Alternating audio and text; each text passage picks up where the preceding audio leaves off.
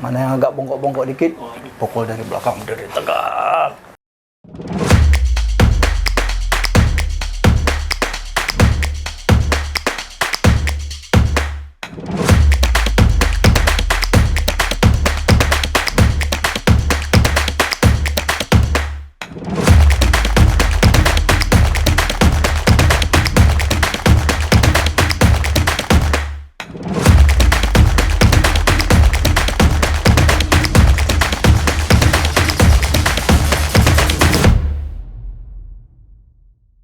Assalamualaikum warahmatullahi wabarakatuh. Selamat jumpa kembali Sobat Manglayang dari Sabang sampai Merauke. Kali ini kita bertemu lagi bersama teman-teman angkatan 28. Nah, kali ini Bang Son, saya ditemani Bang Son, kebalik ya hostnya. Oh, iya. Atau hostnya Saya jadi co-host sekarang. Sudah serah terima jabatan kita. Jangan gitu deh Bang Son. Oke, silakan Bang Son, diperkenalkan tamu-tamunya mungkin. Yang dari cowoknya, yang paling ganteng di antara mereka bertiga, Sadil, dari Saya dari Jawa Barat. Kemudian ada Puja Ayuni dari Sumatera Barat. sekampung. Sekampung. Sumatera Barat Di Batu Sangkar. Mande yo sama nasa kampung gitu. Kemudian ada Regi dari Bangka Belitung. Oh, berarti itu apa? Laskar Pelangi. Laskar Pelangi. Negeri Laskar Yang Pelangi. batu-batu main batu itu. Ini yang tiga ini sebenarnya ada berapa sih yang ke DPD? Ada tiga Ada atau berempat. orang? Satu lagi. Sepasang dua kita dua putra. Jadi gitu selesai. Pasang berarti bukan pasangan ya. Bukan. Bisa jadi tidak. Iya. Jadi gitu selesai pendidikan, wisuda langsung ditugaskan ke DPD. Oh, udah pernah ke daerah duluan sebelumnya. Ke daerah tempat Ya masing-masing. Asal pendaftaran. berapa lama? Setahun. 1 tahun. Tahun. Gimana rasanya waktu tugas daerah? Ya pertama kita menikmati pekerjaan ya, karena kan awal-awal fresh Gimana tuh graduate. nikmati pekerjaan? Gimana tuh definisi yang nikmati? Ya kita kan fresh graduate juga, bagaimana kita lulusan dari kampus kita yang tercinta ya, dari PDN, dari Lembang Manglayang. Sungguh kita di kampus nih sama-sama ingin merasakan namanya menjadi purna praja kan, yang sama-sama kita banggakan. Kita juga sering dengar senior-senior kita di daerah yang sudah sukses dengan cerita dan berbagai motivasi yang ada. Tentu kita sebagai lulusan yang fresh graduate di awal-awal kita lulus, tentu kita meraih semangat itu gitu, karena kita punya pengalaman-pengalaman senior-senior kita kayak abang-abang ini. Jadi kita di awal karir kita tentu dengan semangat yang prima di awal-awal. Semangatnya luar biasa ya. Kalau Bang Son Menggebu-gebu. first graduate ya gitu. waktu tugas Saya daerah. itu baru tamat mau nangis, mau berhenti. Tuh. Beneran. Saya baru Berarti tamat beda nangis. ini ya, Jadi, beda. kalau kami baru tamat dulu dipanggil ke depan ke sekretariat di lapangan itu. Oh, iya. Lapangan apa namanya? Lapangan parade, Parade. ya. Dikumpul sama Bagi Pak SK, Ketua, ya. Pak Sartono, Zaman diumumin. itu dulu. Mana yang agak bongkok-bongkok dikit, pukul dari belakang, dari tegak. Bukannya Pokoknya- di ini dulu, dibayar dulu, disuruh Bukan, ngerayap iya. dulu kita. Ternyata mau diumumkan Iya.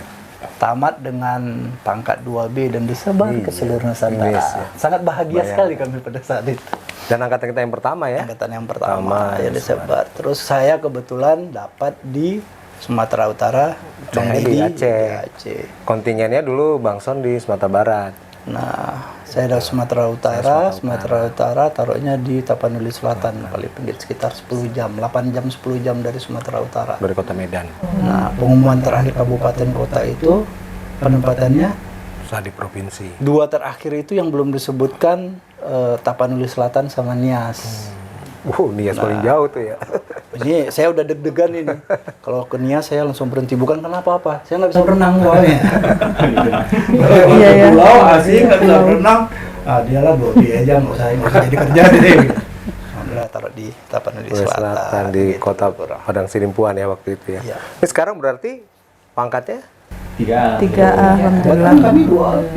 bayangkan gitu, jauh banget itu ya. Iya, jadi Harus atasan saya itu dulu STM. Datangnya pas datang duit aja dia datang. Nanti kalau ada kerja-kerjaan Di kita kecamatan kerja, itu ya? pas cair duitnya dia yang datang. Luar biasa pengalaman. Iya. Tapi alhamdulillah sekarang sampai di sini. Makanya menarik ya, Ya. Bang Dedi ya, kita diskusi sama ngobrol-ngobrol sih sebenarnya.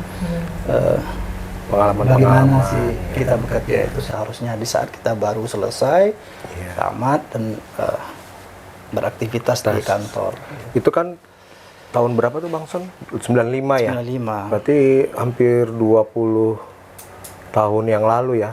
Dan sekarang atau belum lihat, dia aja belum lahir. Belum ada. 27 Berarti kita udah kenal di 27 tahun lalu. Kalau gitu saya angkatan 22 deh. Saya 24 aja. Empat. Oke. Gini, apa namanya? Kalian tuh sebelumnya udah punya gambaran nggak sih sebenarnya tentang tugas di daerah itu seperti apa?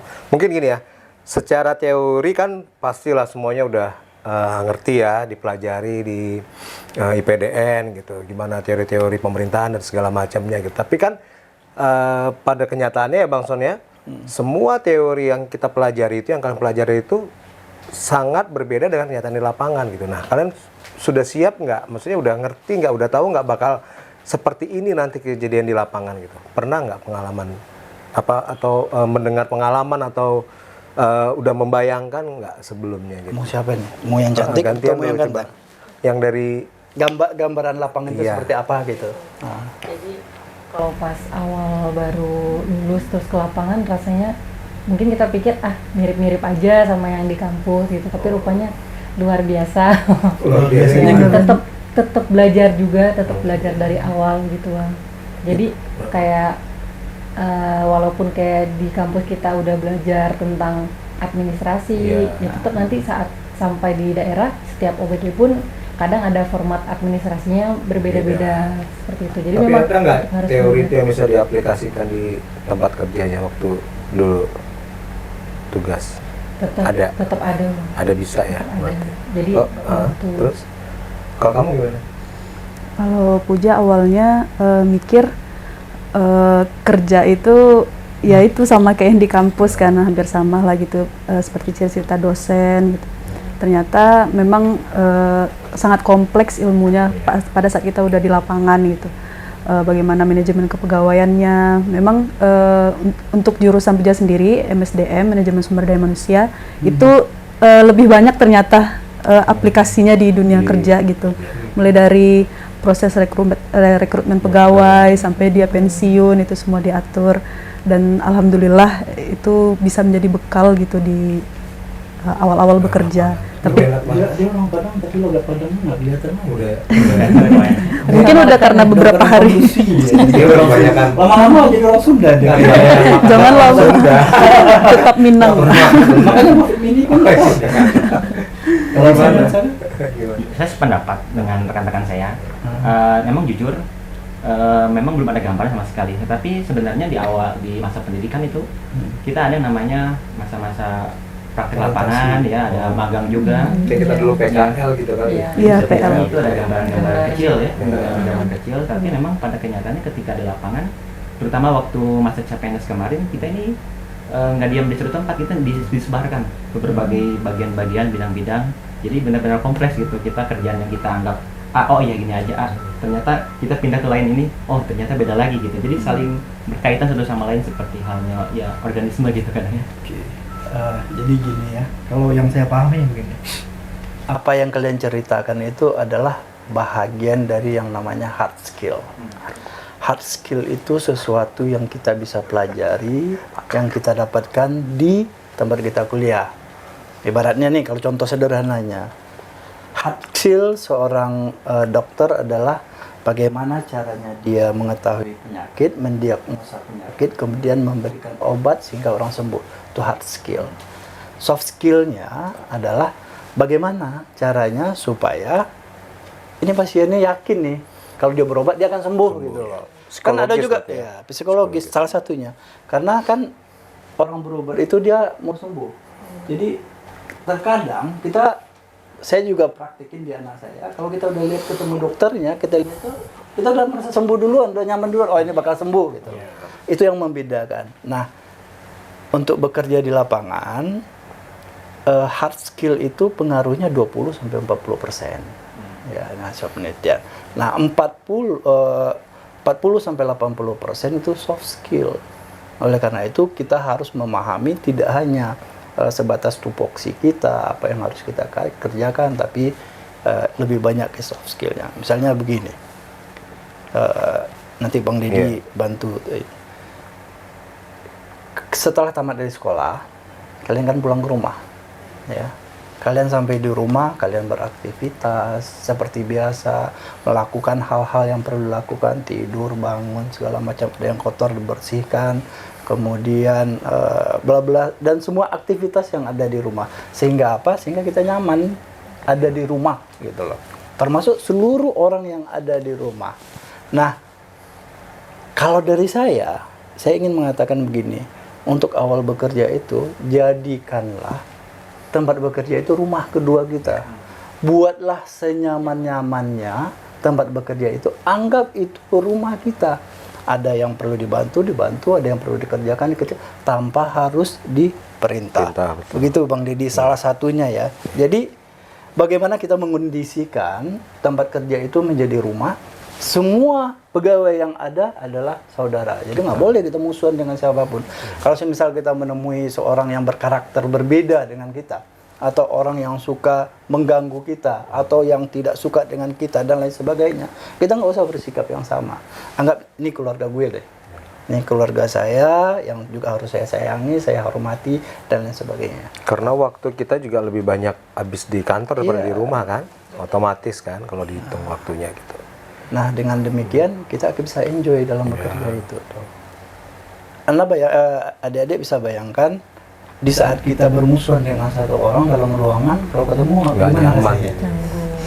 Canggung, nggak nyaman kan? Nah, makanya yang pertama itu anggaplah kantor sebagai rumah, warganya adalah atau pegawainya itu adalah keluarga kita. Itu kunci yang pertama. Nah, yang kemudian masuk ke arah yang namanya komunikasi. Bagaimana kita cara berkomunikasi? Kalau kita dulu pernah ya, waktu Bang Deddy belum ke Tapsel, kita dianggap orang di daerah itu dulu orang-orang yang sombong. Pernah bisa iya. Itu kategorinya oke, kompetensi kan. Tapi kita dianggap orang yang sombong. Kenapa? Merasa eksklusif gitu ya. Karena kita memang dilatih untuk menjadi pemimpin. Karena kita dilatih jadi pemimpin, kita merasa ya muncul kepemimpinannya dan akhirnya kita terkadang kita lupa dalam tanda kutip kita mengeksklusifkan diri. Kita mengelompok, kita ini dan lain sebagainya. Nah, kelompok memang penting, komunikasi penting, tapi ya tadi yang saya katakan satu rumah semua, kita satu keluarga semua dibaiki, semua dijadikan saudara. Apa yang ini berkeluarga tuh seperti ini. Ibu, anak, ini sayangnya belum punya kan? Belum kan? Belum.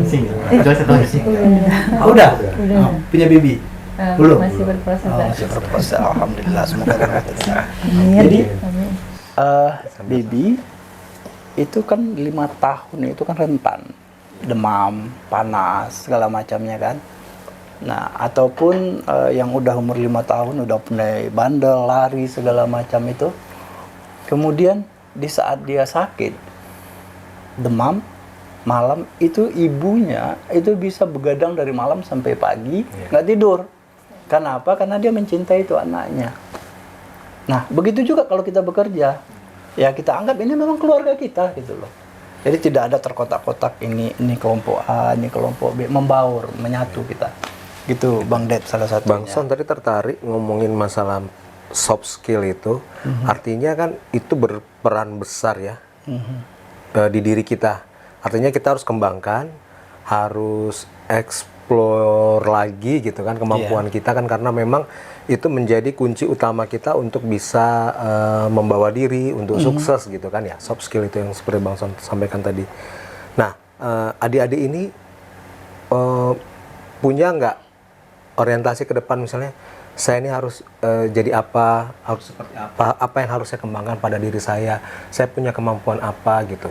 Punya nggak sebelumnya gambar seperti itu? Karena untuk memasuki dunia kerja seperti sampaikan Bang Son tadi itu bukan hal yang mudah. Misalnya oke lah kita diterjunkan ke lapangan karena memang kita sudah punya basic sebelumnya karena pendidikan. Tapi ternyata yang kita dapat itu enggak seperti yang kita pelajari dan rasakan di teori, dan ternyata dunia kerja itu lebih ganas, benar nggak Bang Son? Iya. Lebih ganas dari yang kita bayangkan, dan kita itu harus siap gitu loh. Kita harus siap, harus siap tempur dalam arti ya itu tadi kita harus membekali diri dengan soft skill itu sebagai senjata kita di lapangan itu. Punya nggak adik-adik ini gambaran sebelumnya atau sudah oh kayaknya saya ini potensi saya ini Cukup gitu. dengan apa yang kita belajari kita bisa Iya, bekerja gitu. betul mungkin. gitu sebelumnya. Gimana perspektifnya itu? Itu mungkin. Kalau menurut saya bang, kita masing-masing punya orientasi masing-masing ya, tiap individu kita punya jalan masing-masing, punya impian masing-masing, tapi memang pada kenyataannya semua dibenturkan dengan kenyataan di lapangan. Kita nggak tahu badai yang datang atau apa seperti itu kan. Justru dengan adanya badai-badai di lapangan itu kita bisa memancing diri kita juga, membentuk diri kita juga. Selain kita memang punya harapan ke depannya, tetapi memang kita serahkan pada yang di atas ya. Apapun yang terbaik itu untuk kita sebenarnya. Tapi kita tetap berusaha di fase kita saat ini. Tentu kita juga punya cita-cita yang kita impikan. Jadi tetap pada intinya adalah kita harus terus mengembangkan potensi diri yang ada. Dan menurut saya tidak harus terpaku dengan orientasi yang kita cita-citakan, karena seandainya itu tidak baik untuk kita, maksudnya kita ditakdirkan tidak untuk itu, ya berarti emang itu tidak baik untuk kita. Tapi kita tetap mengembangkan diri kita gitu. Sama prinsipnya. Iya. Jadi apa yang kita pikirkan, apa yang kita inginkan, apa yang kita harapkan itu belum tentu yang terbaik untuk kita.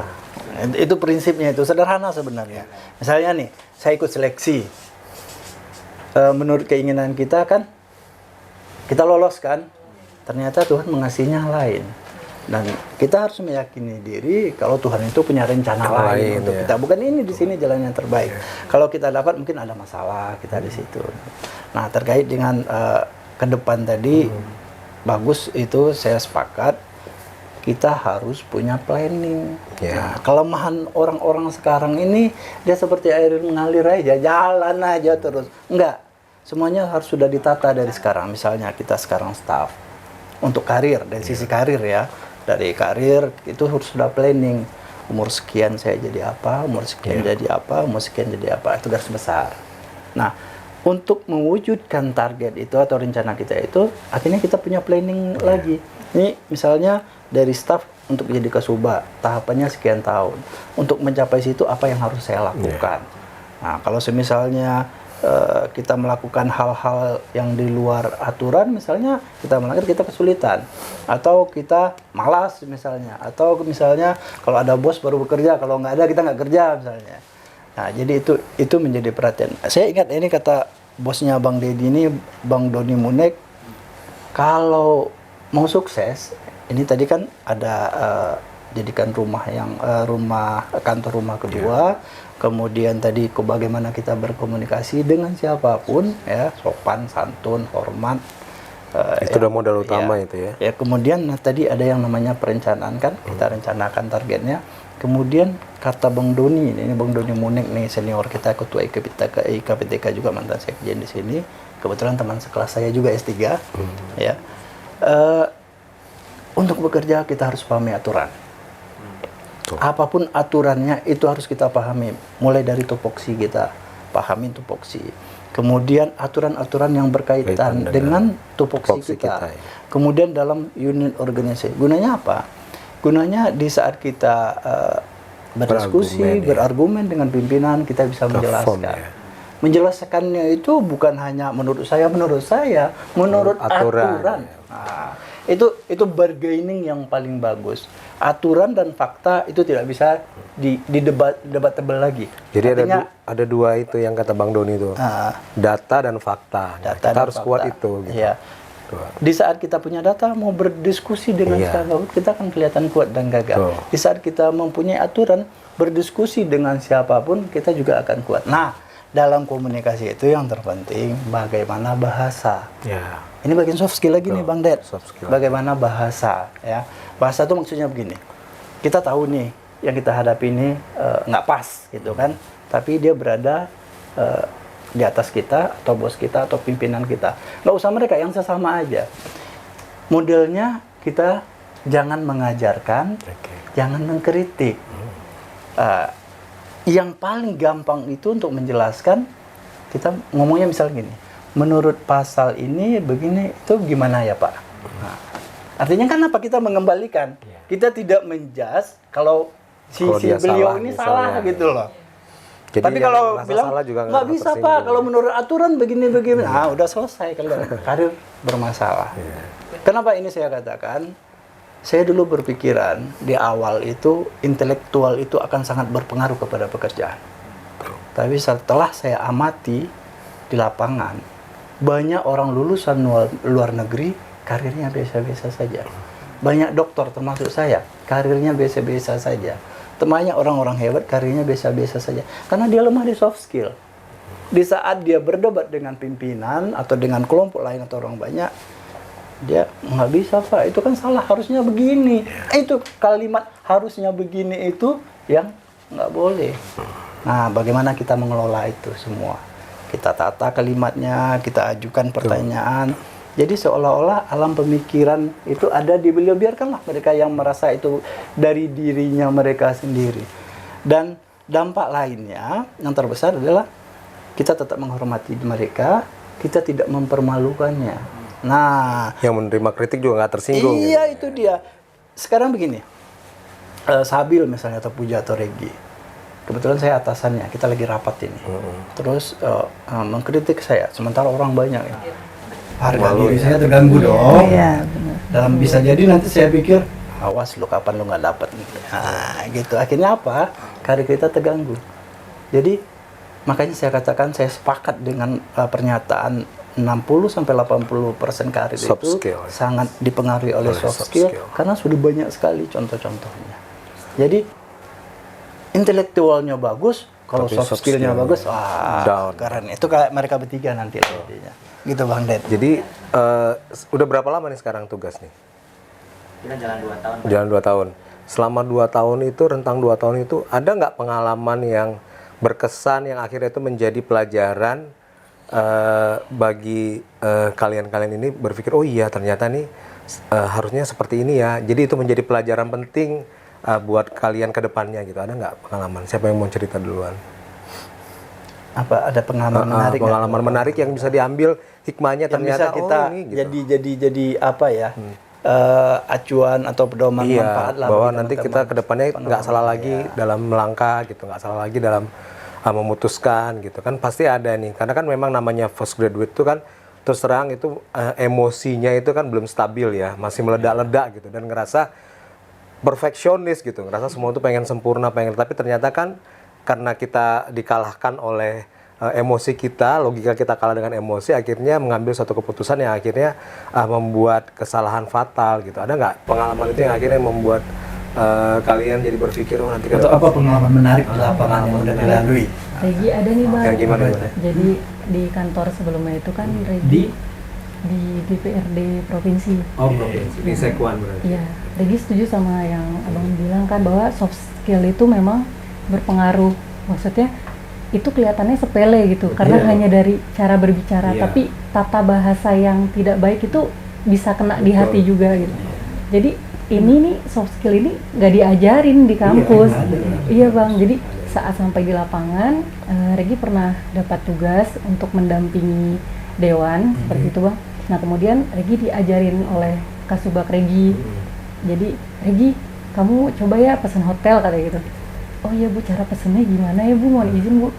Ya udah kamu telepon aja, bilang nanti ada cara khususnya bahwa minta harga rate corporate kayak gitu. Iya. Nah jadi oh gitu ya Bu ya. Iya Regi. Terus saya sempat berpikir bahwa oh kalau misalkan pesen biasa di Traveloka kan bisa, kenapa harus caranya kayak gini. Akhirnya ibunya ngasih tahu dan akhirnya ibunya bilang, ya jadi kamu kalau lain kali pesen nggak usah pakai aplikasi kayak gitu, kita langsung telepon aja nggak apa-apa. Nah ini cara khusus nih ibu ajarin ke kamu katanya gitu. Jadi dengan harga standar misalkan 800.000 kita bisa harga dapat 600.000 dan itu memang secara aturan benar dan betul. Oh begitu ya Bu. Nah jadi cara-cara yang sepele dan simpel dari tata bahasa kita tuh berpengaruh untuk kedepannya gitu. Saya setuju sekali Bang. Benar-benar. Jadi apa namanya hal-hal yang seperti Iya. soft skill dari itu memang benar nggak ada pernah kita Iya, tidak pelajari. diajarkan di Berarti kita sekolah. sendiri harus mengembangkannya. Mengembangkan diri. Setuju kan Bang Son ya? Setuju sekali. Sebelum ke Sabil, ini boleh diminum nggak? Oh, silakan. Oh ya, ayo kita minum dulu. Dari tadi ini udah dingin loh minum. Aduh, lengket dia. Bismillah. Ini salah saya minumnya Bang Ded. Kenapa? Minum itu harus kayak gini ya? Oh, secara Kalau ini ya, protokolnya ya. secara apa namanya? Estetika. Protokolernya kan harus kan.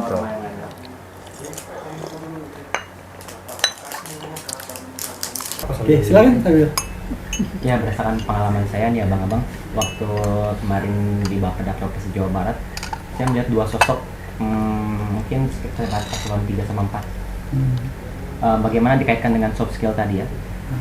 Di sini ada dua pemimpin ini saya amati dalam pekerjaannya gitu ya, dalam mengayomi anggota-anggotanya. Yang satu ini sedikit agak keras, yang satu dia tidak memperhatikan di anggota gitu ya. Ntar kalau mereka nonton gimana nih? Saya tidak menyebutkan siapanya. Saya tidak menyebutkan siapa orangnya. Yang satu lagi, dia mampu mengayomi anggotanya. Jadi ketika bekerja hingga larut malam nih, anggota yang dipimpin oleh si B yang bisa menaungi anggotanya ini fine-fine aja, mereka happy. Mereka memang menyadari itu pekerjaan yang memang harus diselesaikan gitu, walaupun sampai larut malam, mereka fun-fun aja gitu, senang. Yang satu lagi ini merasa kayak agak terbebani gitu, walaupun memang ini sebuah tanggung jawab juga ya sebenarnya. Dia nggak enjoy. Nah, itu dari apa? Itu dari komunikasi memang. Dari komunikasi, dari pembawaan sikapnya sehari-hari, dari bagaimana mengayomi anggotanya yang ada gitu. Contoh sederhananya kayak gini, misalnya malam ini kita begadang ya, rekan-rekan. Terserah nih mau pesan apa nih malam ini. Kita bebas malam ini mau pesan apa. Makanya kita mau martabak kah, sate atau apa. Yang penting mudah-mudahan besok kita selesai ya. Kalau ada yang nggak ngerti, silakan konsul sama saya ke sini. Tadi sama-sama kerja. Human touching-nya, sentuh Dari memanusiakan manusia. Ya betul. Jadi kita memang menuntut anggota untuk memang bekerja lebih keras Secara maksimal, tapi di sisi lain mereka, iya, senang. ada harus perhatikan. Kalian percaya nggak, Bang Som, percaya nggak first impression itu, kesan pertama? Nah, seperti sampaikan Regi tadi kan, kita ketemu orang pertama kan kita lihat dari cara dia bersikap, gestur, tutur kata gitu kan. Nah, kalau misalnya kesan pertamanya kita sudah tidak memberikan rasa nyaman, rasa senang ke orang kan nggak akan memulai komunikasi, benar nggak Bang Son? Iya benar. Gitu kan. Jadi itu yang perlu dipelajari sebenarnya, soft skill itu. Nah, akhirnya memang lari-lari ke soft skill lagi. Iya. Itu yang membedakan pimpinan yang satu dengan yang satu yang lagi, itu soft skillnya. Bagaimana touchingnya, bagaimana pendekatannya, itu bagian soft skill yang tidak kita dapatkan di Jatinangor, di kampus. Sebenarnya bisa masuk ke ranah pelatihan, tapi saya rasa belum sampai ke situ prakteknya di kita. Nah, dengan mengamati itu paling enak sebenarnya. Kita bisa melihat orang ini begini. Nah, dengan pengalaman kita mengamati orang itu jadikan pelajaran bagi kita.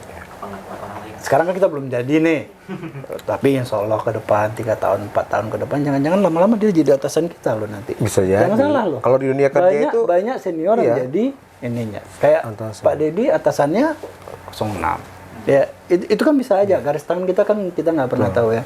Nah, di saat kita berada di posisi yang sama, berlakulah bagaimana layaknya sehingga semua yang ada di situ nyaman dan merasa senang dengan kita. Jangan sampai suatu saat ini walaupun kita belum sampai di sana, di saat kita jadi pemimpin itu jangan sampai Bang Ded, orang itu lebih senang kita datang daripada enggak. Orang lebih senang nggak ada dia daripada ada. Itu kan udah salah kaprah. Sesungguhnya pemimpin itu orang galau. Aduh bos nggak ada nih, gimana nih caranya nanti kalau ada ini? Itu yang harus kita pelajari juga. Bagian dari soft skill lagi Bang Ded. Kalau jadi Puja mungkin gini, kita itu kalau bisa bagaimana kita itu orang itu kalau misalnya nggak ada orang tuh merasa kehilangan gitu. Nah, ya, itu dalam dia. arti gitu. Jadi artinya kita sudah memberikan manfaat ke orang-orang sekitar kita, terdekat kita. tapi nggak gitu. kehilangan dompet kan ya? Lah, kalau kehilangan dompet tuh berarti Bang Son yang nyisihkan ini ya buat saya kehilangan dompet nggak apa-apa sekarang asal jangan kehilangan handphone. Ya, sekarang yang Iya, paling jangan. semua. Iya, sekarang kalau Semuanya di dulu sini. kehilangan dompet, kita pulang kerja, pulang lagi tuh jemput tuh dompet. Kalau sekarang kalau dompet tinggal asal biarin HP aja. ke bawah, udah Aman. biarin aja nanti lah ini. Tapi kalau HP yang tinggal, pulang, Mati jemput gaya. lagi, mati gaya. benar, zaman udah berubah ya gitu. Jadi ya gitu Bang Son, intinya adalah bagaimana kita membuat diri kita itu bisa bermanfaat bagi orang lain satu, kemudian soft skill kita itu ya kita bisa kembangkan, bisa kita pelajari juga gitu kan, agar kita itu bisa diterima orang, dalam arti orang itu jadi senang gitu, nyaman gitu kan. Jadi mungkin kalau misalnya orang udah saking nyamannya, bisa aja jadi kita tuh jadi tempat curhatnya orang gitu ya. Dalam arti positif ya gitu kan, untuk orang berdiskusi, untuk orang meminta bantuan pikiran dan segala macem gitu. Jadi intinya itu tadi ya Bang Son ya, kembangkan soft skill kita sebanyak-banyaknya, karena memang dunia kerja itu seperti sampaikan tadi itu tidak seperti yang kita bayangkan gitu. Itu sangat kejam dan kejam sekali gitu loh. Boleh kata Saya punya pengalaman. Ya. Jadi satu saat saya ditugaskan, sebenarnya itu bukan tupoksi saya. Karena nggak selesai-selesai, ditugaskan ke saya, ini buat ini, semacam laporan. Saya kerjakan, dan belum selesai sebenarnya, hampir selesai, jadi saya belum serahkan. Pulang malam, besok pagi file saya hilang, dihapus. Bayangkan. Sangat luar biasanya. Itu satu sisinya ya, satu sisi. Karena patut diduga, kita nggak nuduh ya, patut diduga ada yang tidak nyaman karena tupoksinya kita yang ngerjain, padahal dia nggak menyelesaikannya kan. Nah, saya bisa indikasikan siapa orangnya, cuman saya nggak nuduh karena kita nggak ada bukti, tapi saya teror juga. Ya saya inilah macam membuat dia tidak nyaman. Inilah gambarannya.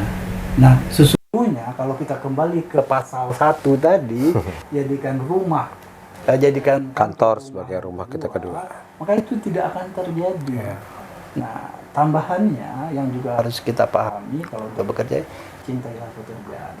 Sebagaimana kita mencintai keluarga kita, mencintai siapa saja, ini cinta-cintaan. Siapapun itu ya. Cinta itu artinya apa? Tanpa diperintah, tanpa disuruh, kita akan melaksanakan. Kita jadi paham, kita enjoy ya. Kita paham ini menjadi bagian tugas kita.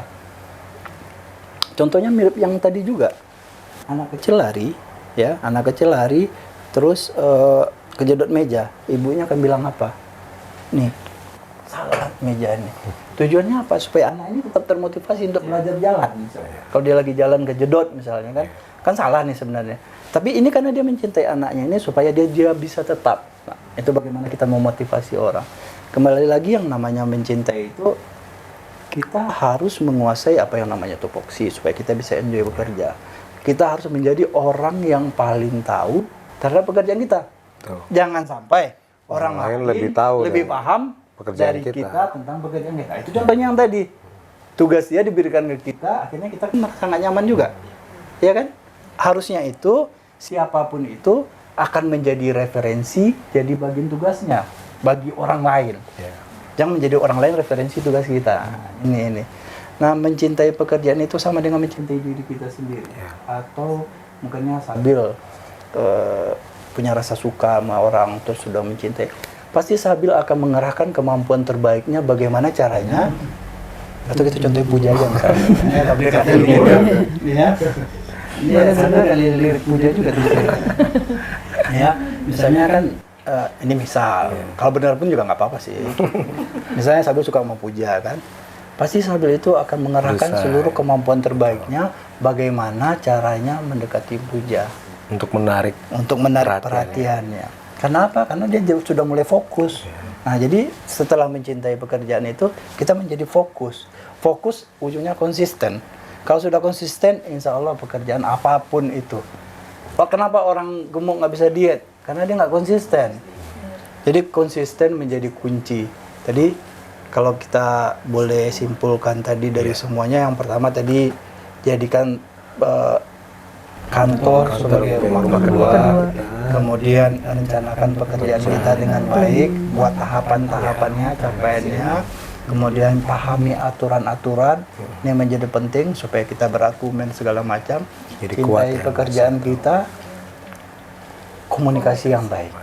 5 ini saja, kalau kita sudah pegang, insya Allah karir kita akan cepat dan sukses. Ya Bang Ded ya? Ya, siap. Jadi itu ya teman-teman, seperti sampaikan Bang Son tadi, bahwa kelima ini itu harus benar-benar menjadi pedoman dalam dunia kerja. Karena memang sesungguhnya dunia kerja itu adalah hal yang sangat berbeda dari dunia pendidikan sebelumnya, dan kita harus siap, dalam arti siap ya, menjalani pekerjaan itu adalah sebagian menjadi karir kita ke depan. Kalau kita kaitkan dengan ibadah, itu menjadi ibadah juga gitu. Iya.